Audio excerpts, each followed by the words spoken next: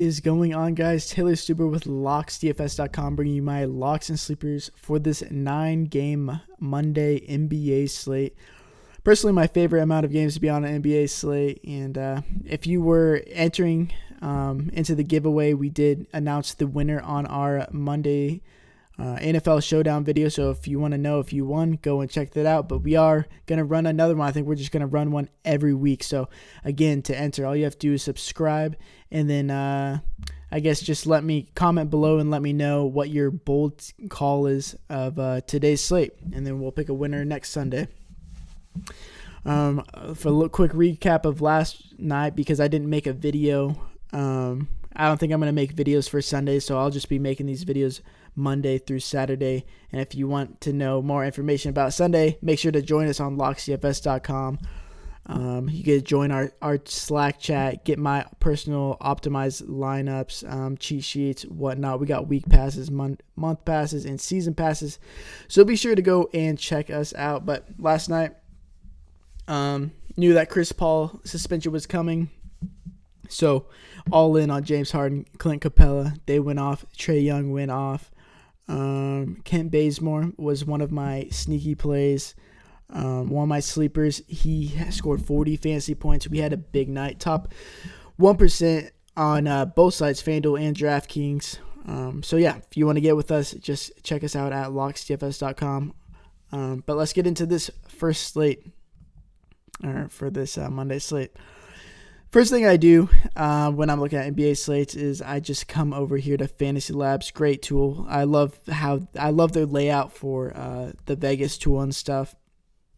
This is a game that I'm really going to be paying attention to. The totals are not out yet, but I suspect since it's going to be a high-paced team like the Lakers, you don't really play much defense. And the Spurs have taken a hit on defense with Murray out, and they're just really not the same kind of team. I expect it to be around 218, 219, which is relatively high. But it's really the injuries or the suspensions of this game with no Rondo and no Brandon Ingram. That's where I'm going to be wanting to get my value. Some other games that I'm really looking at focusing on is this Pacers and Minnesota game. Neither team plays defense. Both teams, huge pace up teams. And Vegas agrees. 225 over under, and it opened at 221 and a half. Already up 3.5 points since open. So Vegas really loves it. Sharp money really loves it. If you look at this, 94% of the money of the bets are going on to the over. So really like this game as a whole. And definitely some undervalued players in that game. If you go over here to DraftKings, I've never seen more of a lock than Jimmy Butler at 8,000. I mean, I was kind of worrying with how he was going to play with all the drama going on. But you have to think that this guy, in order to get traded, people are going to want him. And obviously people want him, but he's going to be wanting to ball out and play hero ISO ball and just go crazy, because also he's playing for his contract next season when he becomes a free agent. And because he might just be with the Wolves all year. He's coming off a rest day. Thibodeau's doing something nice for him, but 8K, and we go over here to his usage. Like I said, he's playing this hero ball, shooting, he has a 27.7% usage rating, which is absurd for Jimmy Butler. He's putting the team on his back. Pacers, like I said, don't play defense. Both teams, really high-paced teams. He's like running the point. He's an amazing play when he's in, and he's only $8,000. I would pay mid 9K for him. I don't know what his ownership's going to be. It's probably going to be like 40 to 50%. But if he's only 40 to 50%, yeah, that's chalky. But he's such an amazing play that you have a huge edge over half the field. So, love this slate tomorrow. Ready to get into it. Over on FanDuel, he's priced correctly. He's 9.6K. That's a tough price. We're going to have to see a lot more value come through for me to play him over here, because if I'm paying up for a guy, I'm probably going to try to get up to Giannis, or Kevin Durant's only 10.8, or Curry's only 10.2. So 9.6 is a tough price. I could justify playing it. If you played it, I wouldn't blame you. But on DraftKings is really the place you're going to be wanting to play it. A couple more locks on both sites is Myles Turner. I didn't play him yesterday, and as soon as he locked, I regretted it so hard. And luckily, I got bailed out by it being a blowout, and I limited his minutes to only 27 minutes. But the reason he was such a good play was because Sabonis was out, and Sabonis and Myles Turner can't play together. They both can strictly play the 5, and that limits both of their floors, their upsides, their minutes. But Sabonis is questionable with an ankle injury. Usually with ankle injuries, they linger. So I doubt Sabonis plays this game. And so if he's out, it's in that same game. He's playing against Cat, and Cat. Why Butler's so mad is because Cat doesn't play defense. No one plays defense on that team. Myles Turner is going to take advantage of that. His usage won't be crazy high, but he does literally everything in the stat sheet. And he should reach 32, 33 minutes, which we haven't seen in a while ever since Sabonis has been there because, like I said, they both can't play at the same time. So he's getting a huge minutes boost. His usage will be up there too. And over here on DraftKings, he is 6K. I like the value more on FanDuel, but 6K is still really, really cheap and a no-brainer play for me. And I'll give you 2 more blocks, and it's just because of these suspensions. When it's in DFS, you're just looking for these injuries, suspensions. Like whoever's missing a game, you take advantage of that salary.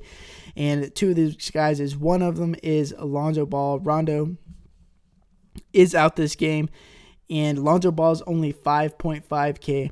So he has been on a minutes limit, regardless of him not starting regardless of him coming off the bench for Rondo. But now Rondo is gone, and the coaches just said that they're checking with the medical staff and they're trying to get that minutes limit lifted. You saw last game, I think he played 26 minutes, had a pretty good game, pretty good outing. And this is a guy that last year averaged 10 points, 7 rebounds, 7 assists. When he's out there, he's racking up stats. It is against San Antonio, but like I said earlier, with no Murray, their defense takes a massive, massive hit. Going to be pace up. Over-under should be relatively high. Like him on both sides, especially DraftKings at 5.5K, severely undervalued. This is a guy that should be 6.5 to 7K in this spot. But on FanDuel, he is 6.8K. I'm going to play him. I'll let you know that right now. I'm going to play him, but the value is not as good. But on DraftKings, very good value. Same game. Brandon Ingram's out. Rondo's out. That opens Kyle Kuzma. I expect him to start him at the 3. I expect him to start Ball, KCP, Kuzma, LeBron, and JaVale McGee. And if Kyle Kuzma is getting minutes, we all know this. If he's getting minutes, he's shooting the ball. He's getting rebounds. He's really effective on defense, getting steals and blocks. I like this Lakers team with LeBron there. And if they have but normally when everyone's healthy and everyone's playing the game, it's hard to target just because there's so many pieces. But without Rondo and without Brandon Ingram, that opens up a ton of minutes and a ton of usage and a ton of ball handling responsibilities. That's why I think it's just going to be strictly LeBron and Alonzo Ball handling the ball. And you've seen LeBron take a backseat quite a bit already. He would let Rondo handle the ball, and when Lonzo's in the game, he'll handle the ball. So he's not really hands-on as much as he was in Cleveland. So that makes me like Lonzo a lot. And I think 5.5K for Kyle Kuzma starting in this high team total game, I really like that. Whenever Kuzma's starting in general, I like to start him. But at 5.5K, that's way too cheap. Over here on FanDuel, he is 6.5K. It's a bit under the average FanDuel price, but the thing I like most about it is this: he's playing power forward, and it seems like the past couple of years in DFS, power forward has been a tough spot to find good value, good players. So I really like that he's playing he's playing power forward over here on FanDuel. So anyways, I think those are my 4 locks. Jimmy Butler, Alonzo Ball, Kyle Kuzma, and that's it, I think. Oh, and Myles Turner. Gave you 5 for DraftKings, 4 for FanDuel.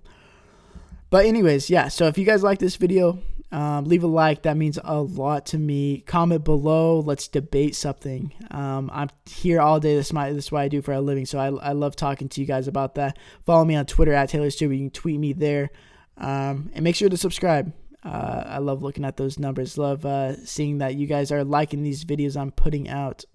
Hopefully I get better. So anyways, as always, peace.